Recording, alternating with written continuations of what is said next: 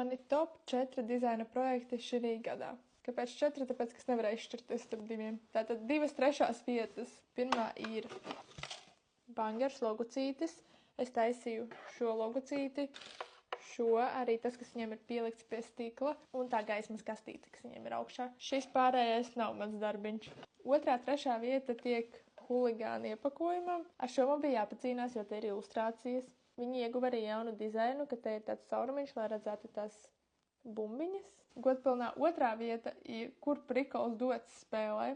Tā man vēl nav atnākusi, bet es palaidīšu video. Es pirmo reizi taisīju dizainu galda spēlē, un es to dievinu. Arī tāda super forša sadarbība. Un, protams, 1. vieta Esu Shop dizainiņiem. Tie bija mani mīļākie dizaini pirms 2 gadiem, un arī šogad, kad es mazliet pārveidoju viņu identitāti. Lielas paldies par uzticēšanos visiem maniem klientiem. Jūs šogad bijāt ļoti daudz un ļoti forši. Tiekamies ar jauniem projektiem jau nākamgad.